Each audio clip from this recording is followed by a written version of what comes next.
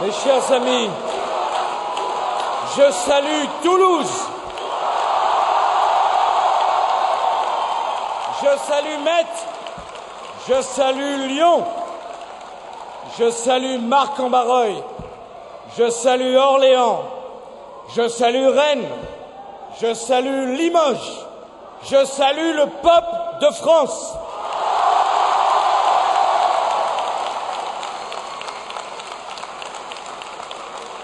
Mes chers amis, dans une semaine, le peuple français choisira son destin. Ce sera un choix historique. Historique parce que les circonstances sont historiques. Notre pays n'a pas traversé une période semblable à celle d'aujourd'hui, depuis sans doute l'après-guerre.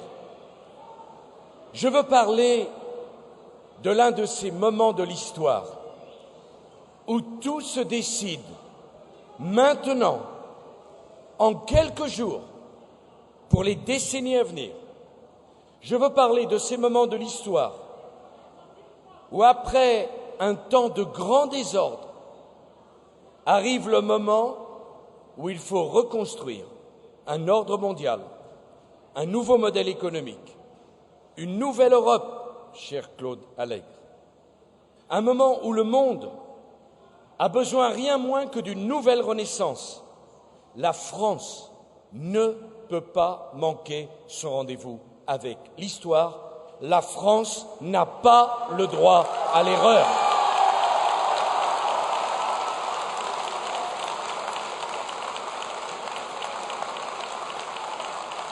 Mes chers compatriotes,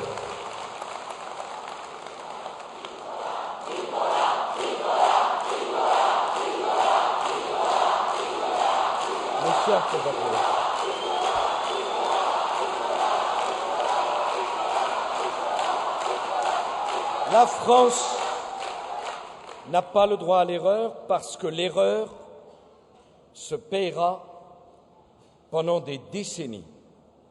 La France n'a pas le droit à l'erreur parce que la France ne peut pas dilapider l'héritage de 20 siècles de travail, de 20 siècles d'efforts, de 20 siècles de civilisation. Un héritage, l'héritage de la chrétienté, l'héritage des Lumières, l'héritage de la Révolution et l'héritage de la Résistance. Nous ne voulons pas sacrifier tout cela.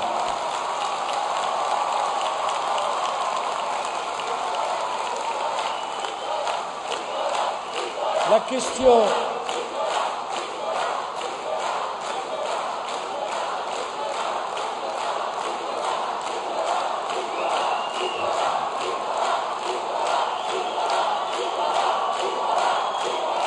vous êtes vraiment ininfluençable, indécourageable. Vous êtes extraordinaire. Qu'est-ce que vous voulez que je vous dise? Vous êtes le peuple de France. Mais regardez-les, que tous les observateurs regardent le peuple de France. Voilà ce qu'il veut, voilà ce qu'il dit, voilà sa confiance, voilà son idéal.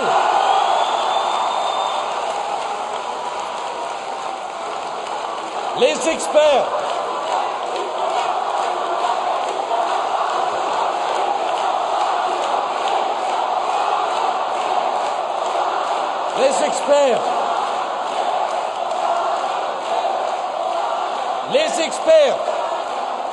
ceux qui savent tout et ne connaissent rien, avaient dit que les Français n'iraient pas voter. Et 80% de citoyens français se sont déplacés pour faire un choix, celui de la citoyenneté, celui du civisme, parce que 80% de Français ont compris que cette élection était un choix historique. Alors à tous les Français qui sont allés voter et à tous ceux qui hésitent à voter pour le deuxième tour, je veux dire que cette élection est sans doute la première véritable élection présidentielle du XXIe siècle. car ce dont il s'agit entre nous, c'est bien du monde nouveau qui va naître des crises actuelles. Ceux qui ne voteront pas voteront contre eux et surtout ils laisseront à d'autres le soin d'écrire leur histoire à leur place. S'abstenir, c'est laisser d'autres écrire pour vous votre histoire et celle de votre pays. À tous les Français qui tiennent le destin de la France entre leurs mains, car vous tenez, mes chers compatriotes, chacun, individuellement, dans chaque famille, le destin de la France entre vos mains. Je veux dire qu'au moment où vous allez choisir, souvenez-vous d'une chose, de la grande histoire de France, de la grande civilisation dont nous sommes les héritiers. Souvenez-vous, au moment de choisir, de tout ce que les Français ont accompli d'immense dans le passé. Et représentez-vous, avec cette image, ce que les Français pourront accomplir de plus grand encore pour l'avenir. Notre avenir, il doit être à l'image du glorieux passé que nous ont laissé et légué nos parents et nos grands-parents. Nous ne sommes pas nés de nulle part. Nous ne sommes pas une page blanche. Nous sommes le pays de Victor Hugo. Nous sommes le pays de Voltaire. Nous sommes le pays de Maupassant. Oui, nous sommes le pays de Jeanne d'Arc, du général de Gaulle, de la Résistance, de la Renaissance. Nous sommes le peuple de France. Et notre avenir ne peut pas être un avenir écrit avec de petites ambitions. Je veux dire ici, en cette journée de déportation, dans cette ville de Toulouse, où vous lisez, cher Jean-Luc, chaque année les noms des 76 000 hommes et femmes, enfants, juifs, déportés dans les camps de la mort. C'est la journée du souvenir. Je veux vous dire de vous souvenir, quelle que soit votre histoire personnelle, mais nous sommes tous les enfants d'une seule et même nation dont l'âme reste blessée par la douleur indicible qui fut infligée à tous les déportés. Quand un juif de France est menacé, ce n'est pas le problème de la communauté juive, c'est le problème de la communauté nationale dans son ensemble.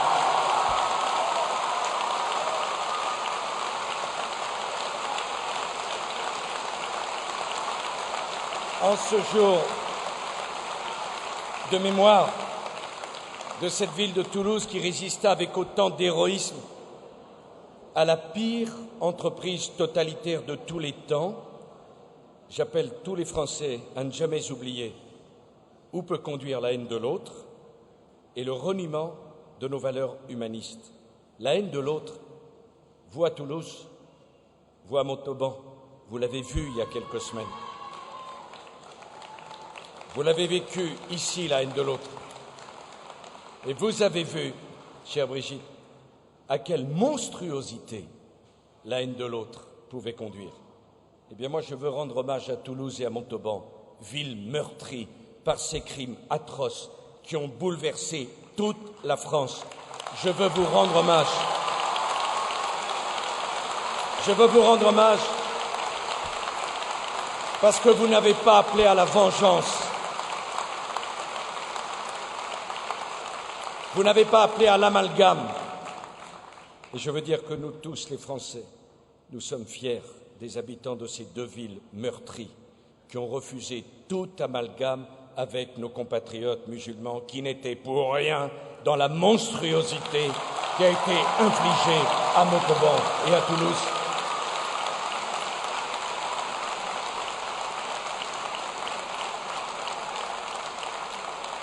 Oui, mes chers amis, nous croyons, nous, à la démocratie. Nous croyons aux droits de l'homme. Nous croyons à l'ouverture aux autres. Au fond, la France est une nation universaliste. Nous croyons à la grande cause de l'humanité. Nous, les Français, nous nous sentons citoyens du monde. C'est notre histoire, c'est notre culture, c'est notre identité. Mais je voudrais solennellement poser une question. N'avons-nous pas, depuis 30 ou 40 ans, commis une erreur en opposant ces valeurs à l'idée de nation? N'avons-nous pas rendu la nation responsable de tragédies qui avaient bien d'autres causes? Depuis 30 ans, l'Europe, accablée par le souvenir de ses malheurs passés, a trop laissé s'affaiblir la nation, alors que partout ailleurs, les nationalités s'affirmaient. Les pays qui gagnent dans le monde aujourd'hui, c'est les pays qui croient dans l'esprit national. Je veux aller plus loin. Depuis 30 ans, c'est ma conviction, et je veux en vérité la faire partager aux Français. Une partie des élites, la pensée unique, le système, et notamment le système médiatique, ont confondu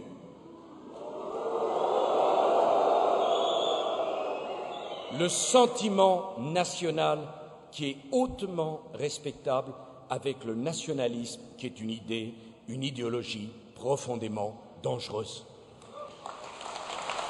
Le sentiment national.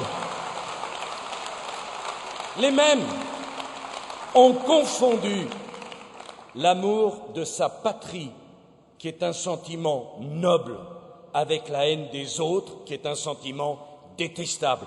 Ils n'ont rien compris. Ils ont oublié peut-être la chose la plus importante à dire à nos enfants. La haine de soi débouche toujours sur la haine de l'autre. Quand on n'aime pas son pays, on ne peut pas tendre la main aux autres. Ils ont oublié, les mêmes, que le patriotisme, c'est l'amour de la patrie, que le nationalisme, c'est la haine de l'autre. C'est le général de Gaulle qui l'a dit. Je n'ai rien à retirer au patriotisme. Ils ont oublié, je ne l'oublierai pas, que la nation est le seul bien de ceux qui n'ont rien. Eux, les élites, qui avaient tout, pouvaient se permettre d'oublier la nation, mais le peuple français n'a jamais voulu oublier la nation.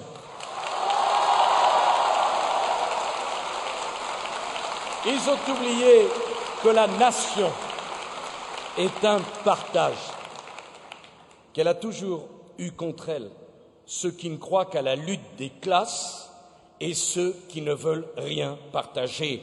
Les partisans de la lutte des classes ne comprennent rien à la nation et ceux qui ne veulent rien partager ne comprennent rien à la nation parce que la nation, c'est d'abord le partage d'une identité collective et d'une identité commune. Ils ont oublié que la nation a fait naître la République. Il n'y aurait pas de République sans nation. Ils ont oublié ce que la souveraineté du peuple, la liberté, l'égalité doivent à la nation. Où se trouve la souveraineté du peuple quand il y a la négation de la nation? Ils ont oublié combien compte pour une femme, pour un homme, et je le dis dans cette région, la vôtre, l'attachement à sa terre natale, l'attachement viscéral au paysage dans lequel on a grandi, l'attachement viscéral à la culture dont on a été nourri par ses parents et par ses grands-parents. En croyant se prémunir contre les drames du passé, ils n'ont rien fait d'autre que préparer d'autres drames. Parce que quand on nie l'importance de la nation, on ouvre la porte à la loi des communautés et à la loi des tribus. Et s'il y a du communautarisme et des tribus, c'est parce qu'on n'a pas assez défendu l'idée de la nation.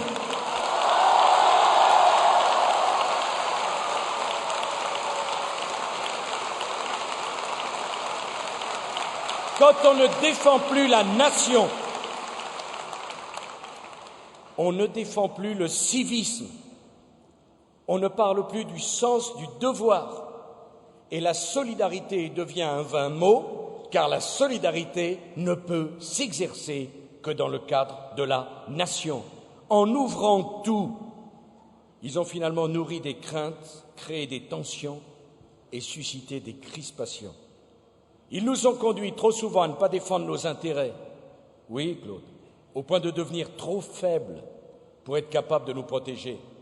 Quand on est fort, mes chers compatriotes, on n'a pas peur de s'ouvrir. Quand on est fort, on n'a pas peur d'aller vers les autres. Quand on est faible, l'ouverture est ressentie comme une menace. Quand on ne défend pas l'idée de nation et la nation française, on est faible. Je parle de la France forte. La France forte s'ouvre au monde. La France est faible, se ferme au monde. Et comment la France pourrait-elle défendre ses intérêts? Comment pourrait-elle mobiliser toutes ses forces pour affronter la concurrence des autres nations? Comment, osons le mot, la France pourrait-elle protéger notre mode de vie si plus personne ne sait ce que veut dire être français au XXIe siècle? Cette question n'est pas anecdotique, elle est centrale. Puis-je aller plus loin? Comment ferons-nous si plus personne n'est fier d'être français? Comment ferons-nous si être français ne veut plus rien dire? Si on banalise tout, si on fait croire que tout se vaut? Eh bien, dans les 5 années qui viennent, je ne veux pas laisser la France se diluer dans la mondialisation. Voilà le message central des électeurs au premier tour. Ne laissez pas la France se diluer dans la mondialisation. C'est le message. Dans les 5 ans qui viennent, je me battrai. Je ne veux pas, je ne me résignerai jamais à l'aplatissement du monde. Une seule langue, une seule culture, un seul mode de vie, une seule gastronomie, un seul territoire. Tout se vaut, tout a disparu. Je n'en veux pas. Je n'accepterai pas, dans les 5 années qui viennent, qu'il n'y ait plus aucune différence entre être français et ne pas l'être. Nous ne sommes pas supérieurs aux autres, mais nous sommes différents des autres et nous voulons qu'on respecte cette différence.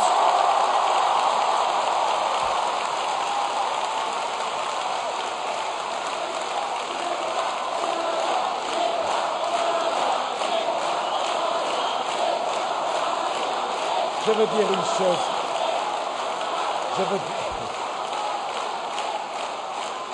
Je déteste le racisme. Je hais l'homophobie. Je déteste quand quelqu'un désigne l'autre à la vindicte. Je déteste les boucs émissaires. Je déteste l'amalgame. Je déteste la violence qui est faite à toute personne. Mais je demande qu'on ne fasse pas cet amalgame, cette violence, ce racisme à l'endroit de ceux qui aiment la France et qui veulent garder la France telle qu'ils l'ont reçue de leurs parents.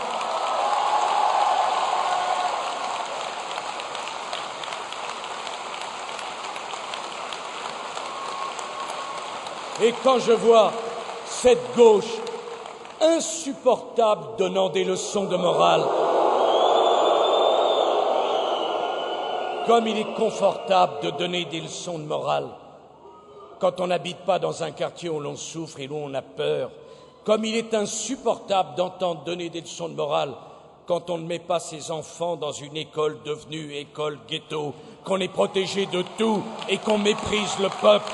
Je veux respecter le peuple dans sa diversité. Dans les 5 années qui viennent,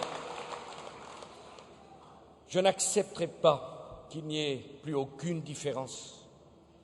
Donc entre être français et ne plus l'être, mais parce que je ne veux pas que la France sorte de l'histoire. Je ne veux pas que la France sorte de l'histoire en tant que peuple et en tant que nation. Et je n'accepterai pas, car le problème se pose, que nous disparissions en tant que civilisation. Ceux qui m'ont reproché de parler de notre identité ne se rendent pas compte que notre identité est l'expression d'une forme particulière et différente de civilisation que nous ne voulons à aucun prix que cette civilisation, que ce mode de vie, que ces valeurs disparaissent au motif que le monde serait devenu un village. La France a voulu l'Europe pour ne pas sortir de l'histoire. La France le dit à ses partenaires. La France attend de l'Europe que l'Europe protège les peuples européens, la civilisation européenne. Si l'Europe ne le fait pas dans les 5 années qui viennent, la France le fera pour elle-même, unilatéralement, si les autres ne veulent pas comprendre le message de la France. Mais je dois développer une nouvelle idée dont on n'avait plus l'habitude de parler, et ce fut une erreur. Sans frontières, il n'y a pas de nation. Sans frontières, il n'y a pas d'État. Sans frontières, il n'y a pas de république. Et sans frontières, il n'y a pas de civilisation. Je veux affirmer l'importance cruciale des frontières dans la mondialisation et en Europe. Parce que l'on se méfiait de la nation, on a voulu effacer toutes les frontières politiques. On a eu tort. Parce que les capitaux voulaient circuler sans entrave, parce que les marchés ne voulaient rencontrer aucun obstacle, on a voulu effacer les frontières économiques. Ce fut une erreur. Parce que la pensée unique voulait dominer le monde, on a voulu effacer les frontières culturelles. Ce fut une erreur. Parce qu'une idéologie libertaire voulait imposer la disparition de toute règle et de toute limite, on a voulu effacer les frontières morales. Ce fut une grave erreur. On a eu tort, parce qu'on en a créé le désordre dans le monde, et c'est le désordre du monde qui a engendré les crises que nous connaissons depuis 4 ans. On a eu tort, parce que l'Europe est allée dans cette direction plus loin que n'importe quelle région du monde, et que le résultat, ce fut l'affaiblissement de l'Europe. On a eu tort, parce que lorsqu'il n'y a plus de frontières, il n'y a plus de politique et il n'y a plus de liberté. Depuis 30 ans, par facilité, on ne parle plus des frontières. On ne défend plus les frontières de l'Europe. On n'ose même plus prononcer le mot. Et voilà même qu'aujourd'hui, on voudrait séparer le droit de vote de la nationalité. C'est le contraire de l'idéal républicain. Comment remettre de l'ordre dans le monde, dans l'économie, dans la société? Comment permettre à des formes de civilisation de s'épanouir? Comment, mes chers compatriotes, canaliser l'argent, la marchandise, dans un monde sans frontières, sans limites, sans repères? Car vous avez bien compris que je ne parle pas simplement de la frontière géographique. Je parle de la frontière entre le bien et le mal. Je parle d'une frontière entre ce qui se fait et ce qui ne se fait pas. Imaginons, dit un philosophe, Régis Debray, la ville sans cadastre. La frontière, c'est ce qui distingue le dedans du dehors, le chez soi et le chez les autres. La frontière, c'est ce qui permet que l'on puisse avoir un chez soi, que l'on puisse avoir un foyer, que l'on puisse avoir, écoutez-moi bien, un espace d'intimité dans lequel on est libre de choisir qui l'on fait entrer. Sans frontières, sans cadastre, il n'y a pas d'intimité, il n'y a pas de vie privée. Et si cet espace d'intimité vous est contesté, alors vous vous repliez sur vous-même, vous n'échangez pas, vous ne partagez pas.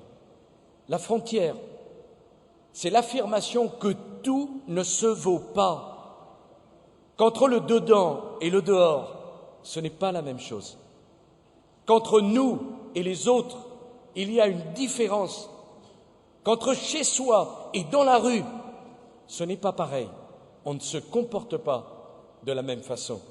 Tracer une frontière entre les cultures, tracer une frontière entre le vrai et le faux, tracer une frontière entre le bien et le mal, tracer une frontière entre la beauté et la laideur, vous savez ce que c'est? c'est rien d'autre que le long travail de la civilisation. La civilisation sert à cela. Oui, c'est cela. Et ce n'est pas parce que le beau et le laid, c'est subjectif, qu'on n'a pas le droit de parler du beau et du laid. Et ce n'est pas parce que je parle de morale que je milite naturellement pour un ordre moral. Je dis simplement que la civilisation nous conduit à cela. Le mur de la vie privée, si bafoué par la vulgarité actuelle, c'est une frontière. La laïcité, c'est une frontière qui protège les enfants, qui protège les femmes, qui protège les familles, qui protège la République. C'est une frontière. Oui, je le crois. Je suis même certain. Puis-je dire une chose?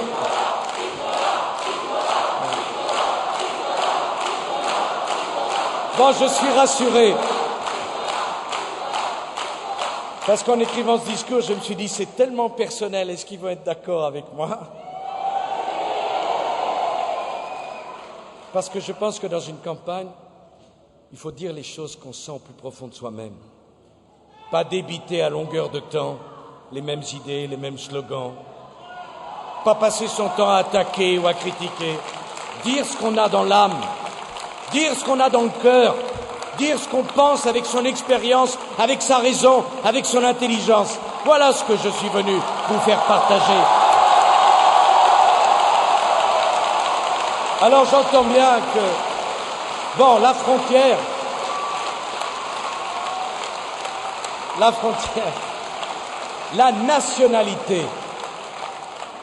la nationalité doit être respectée parce qu'elle est une frontière. La frontière, voyez-vous, mes chers amis, ce n'est pas un enfermement, ce n'est pas un repliement, ce n'est pas un rejet. La frontière, c'est une limite, c'est un repère, oserais-je le dire, c'est une clarification. La frontière, c'est la démocratie, c'est la citoyenneté, c'est la souveraineté, c'est le droit pour un peuple de choisir un destin. La frontière, c'est la protection, c'est la solidarité. La frontière, ce n'est pas une tension, ce n'est pas un affrontement, c'est au contraire ce qui permet de régler par le droit les rapports entre les peuples qui ne doivent jamais plus se régler par la force. C'est parce qu'il y a une frontière que le droit prime sur la force.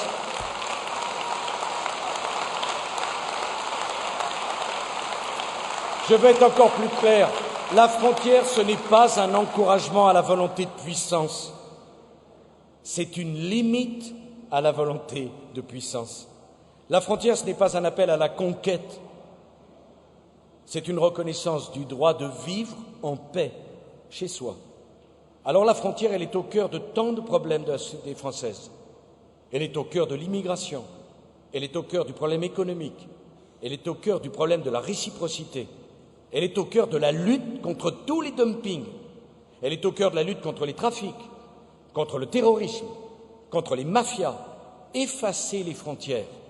Je vous demande de me croire. Et c'est aussitôt une multitude de petites frontières, beaucoup plus dangereuses, beaucoup plus étouffantes, qui les remplacent des frontières sociales, des frontières ethniques inacceptables et des frontières religieuses dont nous ne voulons pas. À l'abri des frontières de la France, il n'y aura pas de frontières ethniques, il n'y aura pas de frontières religieuses. Faites sauter la frontière de la citoyenneté de la République et vous verrez les tribus et les communautés imposer aux membres des tribus et des communautés des comportements dont nous ne voulons pas sur le sol de la République française.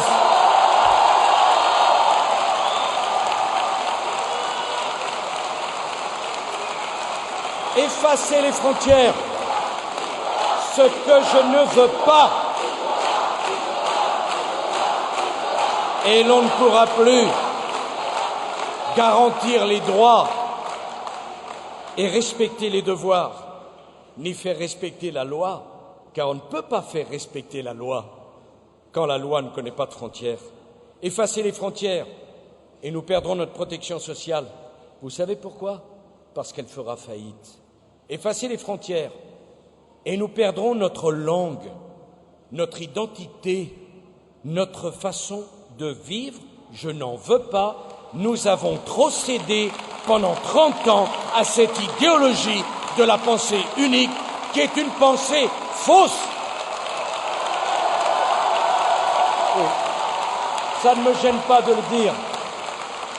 L'Europe a trop cédé. Mais je prends mes responsabilités. L'Europe a trop cédé à la religion du libre-échange et de la déréglementation au nom de l'abaissement des frontières. L'Europe a trop cédé à tous ceux qui voulaient que les peuples n'aient plus voix au chapitre. Au fond, l'Europe a trop cédé à une conception qu'on a entendue à la fin des années 70 d'un monde sans État, d'un monde sans politique, où les techniciens, les bureaucrates, les technocrates avaient raison sur tout avec leurs calculettes et leurs codes. Voilà le résultat de 30 ans de démission du politique. Alors, en 1995, cher Michel, lors de la campagne électorale, le grand sujet, ça a été la fracture sociale. En 2007, pour ma première campagne électorale présidentielle, le grand sujet, c'était le travail. Eh bien, en 2012, le sujet majeur, c'est la question des frontières. Et mon projet, c'est de remettre les frontières au centre du débat et de la question politique. C'est un enjeu majeur. Et grâce à cela, parce que j'imagine immédiatement le procès en sorcellerie de tous ceux qui, n'ayant rien entendu, ou ayant entendu et n'ayant pas tout compris, prennent un mot, engagent un procès. Ce sont les staliniens du XXIe siècle. Ils n'ont plus de rêve, ils n'ont plus d'idéal, ils n'ont gardé que les défauts. Pourquoi je dis cela? Pourquoi je veux mettre, Rama, pourquoi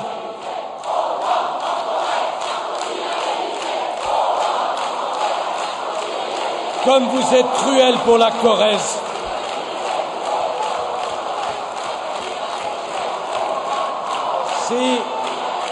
si je veux mettre la frontière au cœur de la problématique de cette présidentielle, c'est parce que ma conviction absolue, c'est que la France doit rester un pays ouvert. Je n'accepterai jamais de diriger, de conduire, d'incarner une France fermée. Je ne veux pas que la France s'abandonne au protectionnisme, parce que ça serait suicidaire. Je ne veux pas, je prends mes responsabilités, que la France n'accueille plus personne sur son territoire. J'ai toujours refusé la fermeture et considéré que l'immigration zéro n'avait aucun sens. Je ne veux pas que la France s'isole du monde. Je ne veux pas que la France s'isole en Europe, alors que la France a vocation à mener l'Europe. Mais je veux des frontières respectées, des frontières défendues, des frontières qui permettent d'assurer la maîtrise de l'immigration, de faire respecter la réciprocité dans les échanges commerciaux et de lutter contre l'évasion fiscale que nous ne supportons plus. Alors, on va aller encore un peu plus loin. Je n'accepte pas que nos grandes entreprises, que je respecte et qui sont la force de la France, ne se sentent françaises que lorsqu'elles ont besoin de l'aide de l'État.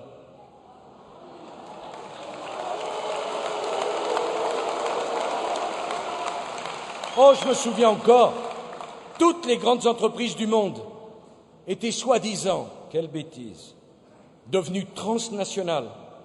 Dans le grand bain du capitalisme financier, elles avaient, disait-on, perdu leur nationalité.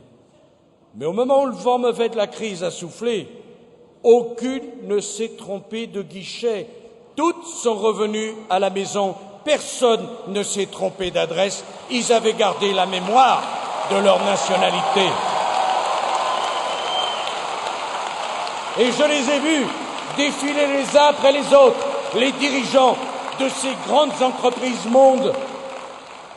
Eh bien, je vais vous le dire, on ne peut pas être français que pendant les crises et uniquement lorsque l'on a besoin d'aide. On ne peut pas avoir que des droits et aucun devoir. Et ce n'est pas valable seulement pour les bénéficiaires du RSA, pour les chômeurs, c'est valable aussi pour les grandes entreprises et pour tous ceux qui sont en haut de l'échelle.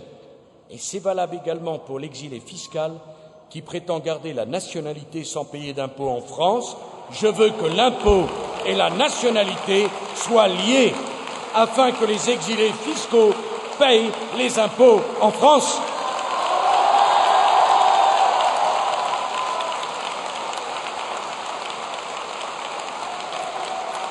Et nous, dans nos réunions, nous ne donnons pas la parole à des exilés fiscaux qui font la morale à tous ceux qui continuent à travailler et à payer leurs impôts en France.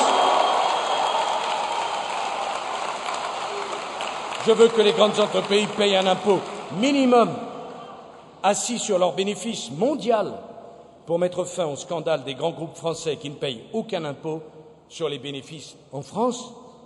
C'est cela remettre les frontières au cœur de la politique. Je veux que celui qui vient s'installer en France parle le français avant de s'installer en France, connaisse les valeurs de la République avant de s'installer en France, parce que notre système d'intégration ne fonctionne plus, parce que la République n'assimile plus, parce qu'une mère qui ne parle pas français est coupée de la société, coupée de ses enfants. Pour que l'assimilation redevienne possible, je me fixe comme objectif que nous accueillions bien ceux que nous accueillerons, mais que nous diviserons par deux ceux que nous accueillerons pour que le système d'intégration français recommence à fonctionner.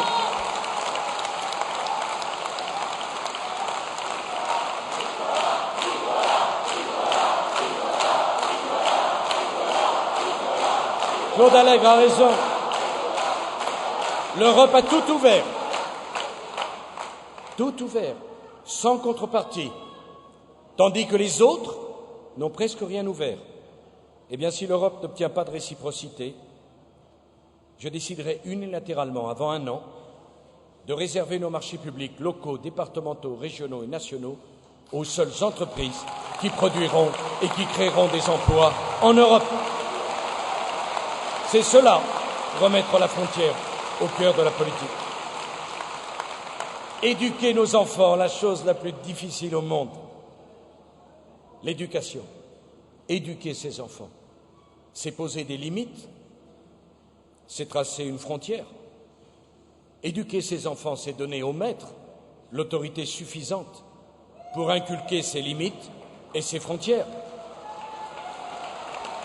L'école de la République, bien sûr qu'on se construit en transgressant, mais à la minute où il n'y a plus de règles, quelle transgression est-elle possible? L'école de la République, c'est l'école des limites et des frontières, l'école où l'on apprend que tout ne se vaut pas, que tout n'est pas permis et que l'enfant n'est pas l'égal du maître, que le maître a la légitimité du savoir. La responsabilité, c'est une affaire de limites, c'est une question de frontières.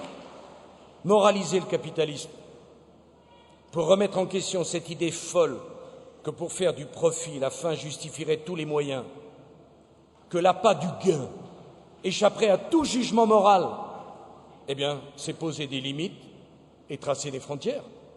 Quand à la tête de notre pays, je me suis battu contre les paradis fiscaux, ce n'était pas une frontière fiscale, c'était une frontière morale entre ce qu'on peut faire et ce qu'on ne doit pas faire.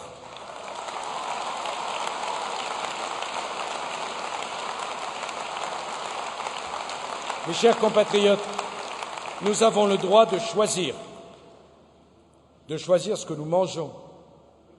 La traçabilité est un droit. L'étiquetage est une liberté. Et c'est sur la frontière que se gagne cette liberté et ce droit. Nous avons le droit de choisir qui nous accueillons chez nous. C'est un droit que personne ne peut nous contester. Nous avons le droit de défendre nos coutumes, nos pratiques, nos traditions, notre identité. Ce n'est pas une maladie que d'avoir une identité.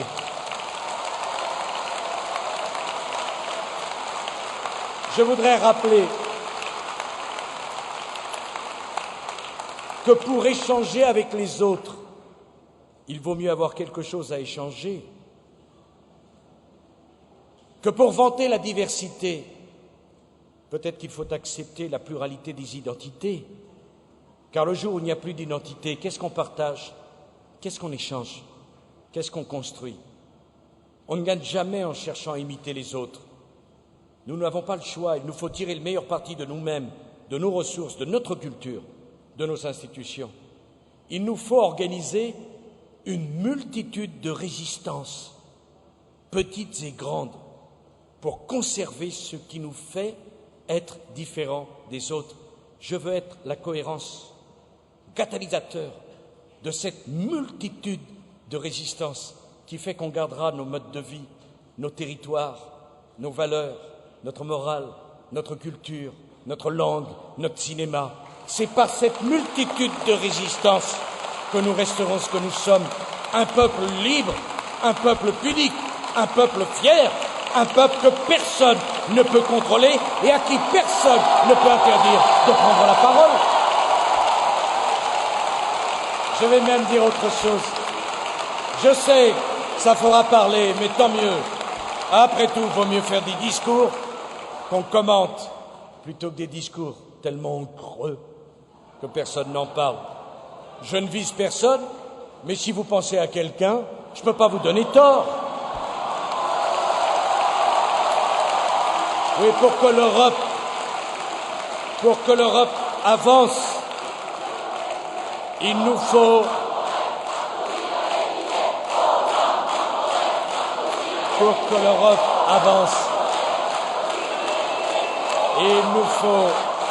à la fois converger et diverger. C'est une idée qui me tient à cœur. Converger et diverger. Je veux le dire à tous les Français à quelques jours de scrutin historique. Oui, en Europe, il nous faudra diverger. Diverger sur la langue. Il n'y a pas que l'anglais en Europe, il y a le français. Diverger sur l'art, sur la littérature, sur la musique, sur la culture. Je ne veux pas d'une Europe où il n'y aurait qu'une seule culture. Je ne veux pas de la marchandisation de la culture. Je veux que nous gardions comme un trésor le fait que la France est sans doute le seul pays où je peux m'adresser à 120 000 personnes sur la place de la Concorde en citant Victor Hugo et Péguy et en rajoutant Malaparte. C'est la France. Oh, et peu m'importe que nous passions pour étranges pour les autres, c'est la France. Et en France, la littérature, le livre, le cinéma, la musique, le théâtre, ça fait partie.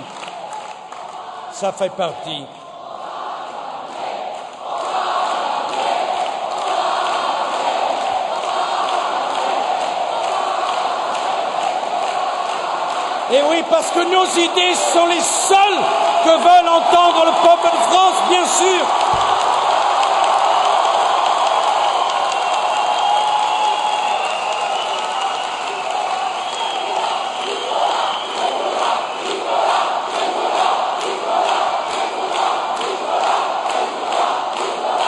Chers amis,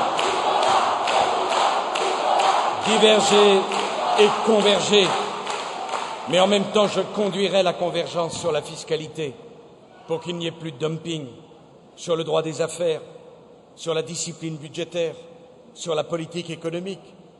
Alors c'est encore une question de frontières et j'espère vous avoir convaincu de cela, que c'est un sujet essentiel, mais où la tracer cette frontière? Entre la fermeture, dont je ne veux pas, et la dilution, dont je ne veux pas, je vous propose de trouver la ligne de la raison. Et la raison, c'est une identité française. Si nous faisons cela, alors nous ferons reculer la peur de l'avenir. Alors nous engagerons la réindustrialisation. Alors nous renouerons avec la croissance. La croissance à venir va dépendre de notre décision le 6 mai. On ne créera pas la croissance en embauchant 60 000 fonctionnaires, en augmentant les allocations, en réduisant la durée du travail, en augmentant les dépenses de fonctionnement, en alourdissant le coût du travail. La remise en cause de la réforme des retraites, le doublement de la prime de rentrée scolaire, les embauches de fonctionnaires, la hausse du SMIC, ça fait plaisir au moment où on l'annonce. Mais cela prépare, mes chers compatriotes, chacun est placé devant ses responsabilités. Un matraquage fiscal sans précédent des classes moyennes sur lequel repose l'avenir de la France. Ce programme-là, ce n'est pas un problème, ce n'est pas un programme de croissance, c'est un programme de récession. La croissance dans les circonstances actuelles, nous allons la construire en exigeant la réciprocité, parce que nos entreprises, nos agriculteurs, nos producteurs ne peuvent pas être mis en concurrence avec des pays dont les entreprises, les producteurs, les agriculteurs ne respectent aucune des règles que nous imposons en Europe. Ça ne peut plus durer. Je mettrai un terme à cette folie. Je demanderai également que nous débattions de la monnaie, parce que si l'euro est trop fort, et ici on sait ce que pèse Airbus, fabriqué en zone euro et vendu en dollars, la monnaie, parce que si l'euro est trop fort, aucun gain de productivité demandé à nos ouvriers ne sera jamais suffisant pour compenser le handicap d'une monnaie trop chère. Nous ne pouvons pas être la seule région du monde où le débat sur le taux de change est considéré comme inconvenant, alors que le yuan pour les Chinois est un élément du développement économique, que le dollar pour les Américains est un élément de l'agressivité économique. Je ne veux pas d'une Europe qui constate que l'euro est trop fort et qui reste les bras ballants en disant dommage à chaque fois qu'on perd des parts de compétitivité à cause de la valeur de la monnaie.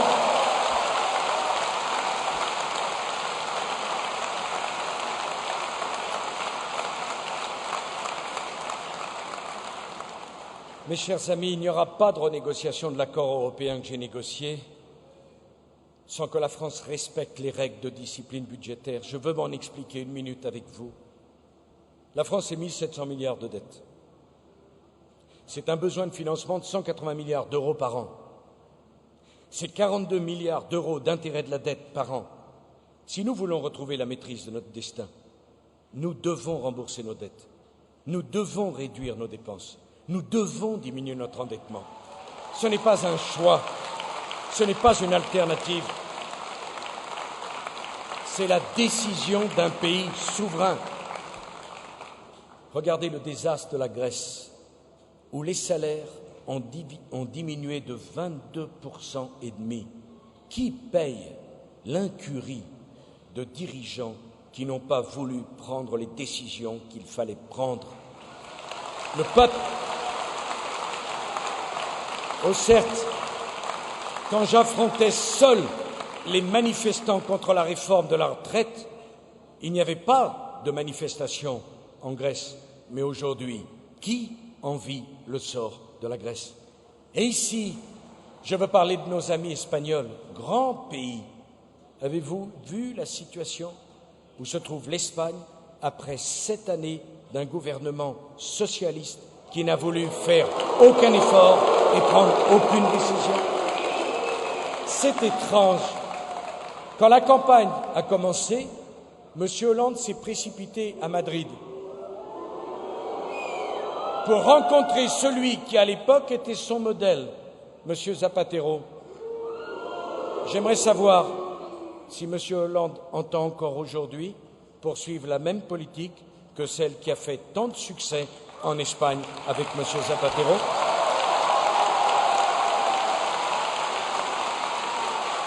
J'aimerais savoir si c'est le sort enviable que M. Hollande nous promet, la Grèce ou l'Espagne. Non, merci. La croissance, bien sûr, la France la souhaite, la France la veut.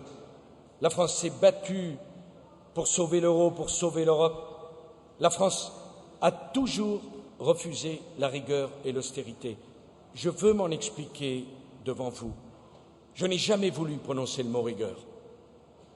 On me l'a reproché, j'ai même été attaqué, injurié. Pourquoi? Parce que les mots ont un sens.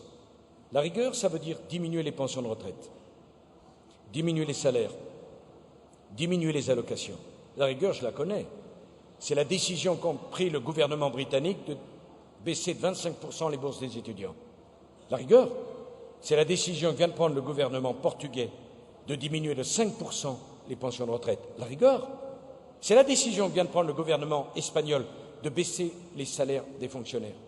J'ai voulu vous protéger de ce risque. Je veux qu'on diminue nos dépenses, qu'on rembourse nos dettes, mais que vous ne soyez pas obligés de rogner sur votre pouvoir d'achat.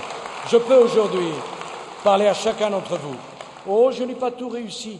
Et bien des critiques sont légitimes à mon endroit. Mais pas un seul d'entre vous n'a perdu un centime d'épargne quand le système bancaire mondial s'est effondré. Parce que je vous ai défendu. Oh, on peut me reprocher bien des choses. Mais pas un seul des 15,5 millions de retraités non seulement n'a vu sa pension diminuer, mais j'ai veillé chaque année de la crise, vous m'entendez, chaque année de la crise, que vos pensions puissent être actualisées, parce que je n'accepte pas qu'un homme ou une femme qui a travaillé toute sa vie soit obligé à la retraite de tendre la main pour demander à ses enfants de l'aider. Voilà pourquoi j'ai refusé cela. C'est une question de morale, c'est une question de dignité. Et quand les syndicalistes refusaient d'assumer leurs responsabilités au moment de la réforme des retraites, ils étaient des millions à défiler dans la rue. Et j'étais seul à être conspué.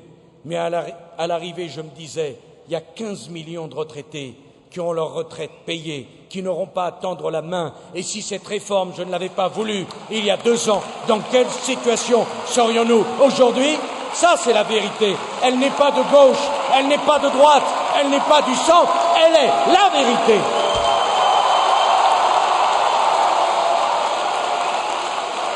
Et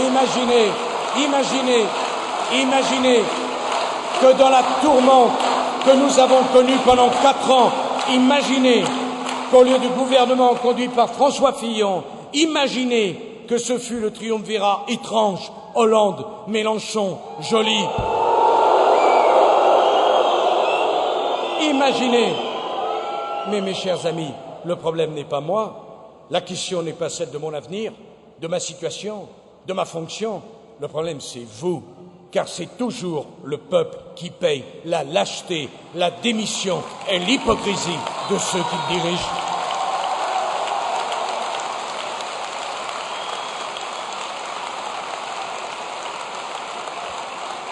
Alors voilà, je veux lever, je l'ai fait devant vous, le tabou des frontières. J'ai levé ce tabou, non pour tourner le dos au monde, moi qui aime tant le monde, qui ai tant aimé parcourir le monde, mais pour pouvoir le regarder sans crainte, ce monde. J'ai levé le tabou des frontières, non pour refuser l'avenir, mais bien au contraire, pour nous y préparer. J'ai levé ce tabou non pour opposer la France du oui et celle du non, mais pour les réconcilier, dans une conception ouverte et protectrice de la nation. Je veux mettre les frontières au cœur de la politique parce que je veux une Europe qui protège et non une Europe qui expose.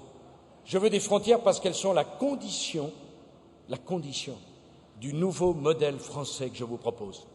Un nouveau modèle français qui repose sur le travail, le droit à la formation, le droit à un nouveau départ pour ceux qui auront subi un accident de la vie, l'investissement, l'innovation, la recherche, la régulation des échanges, l'autorité la responsabilité. Je veux un nouveau modèle de croissance que je bâtirai sur la cohésion sociale, parce que j'affirme que la question nationale et que la question sociale sont absolument indissociables. Je veux rééditer au XXIe siècle l'exploit qu'ont réalisé les hommes de l'après-guerre en mobilisant toutes les forces vives de la nation pour faire les 30 Glorieuses. Pour construire les 30 Glorieuses du XXIe siècle, il nous faut des frontières qui rassemblent et qui unissent. Il nous faut resserrer la trame sociale qui lie entre eux les hommes et les territoires. Parce que cette trame sociale qui lie entre les hommes et les territoires, ça permet de faire une seule et même nation, une seule et même France. Je veux remettre les frontières au cœur de la politique, parce que je ne veux pas d'un monde où tout se vaut, parce que je ne veux pas d'un monde où il n'y a pas de limite, parce que je ne veux pas d'un monde où il n'y a plus de repères, parce que je veux d'un monde où il y a une hiérarchie des valeurs. Je veux remettre les frontières au cœur de la politique parce que je veux que l'Europe s'affirme. Je veux que la France agisse, qu'elle puisse peser dans les affaires du monde. Je veux que par-delà ces frontières, la France parle au monde. Je veux que la France, accomplissant toutes les révolutions, incarne aux yeux du monde la nouvelle frontière de la civilisation du XXIe siècle. Alors nous ne serons pas forts et nous ne relèverons pas les défis du XXIe siècle en nous divisant en camps et en factions. Il ne s'agit pas de faire gagner la droite, absurde. Il ne s'agit pas de faire gagner la gauche, dérisoire. Il s'agit, le 6 mai, de faire gagner la France. Et la France, c'est tous les Français, quels que soient leurs engagements politiques. C'est pour ça que moi, je vais vous dire, je suis heureux de voir au premier rang Claude Allègre, à qui je veux dire combien j'apprécie son courage. C'est pour ça que je suis heureux d'avoir Jean-Marie Bockel. Que tu sois là, cher Ramayad, ici, avec nous, c'est ta place. Que je suis heureux d'avoir une porte-parole comme Nathalie Kosciusko-Morizet. Que je suis heureux, Michel Alliot-Marie, Christine Boutin, que vous soyez là, avec moi.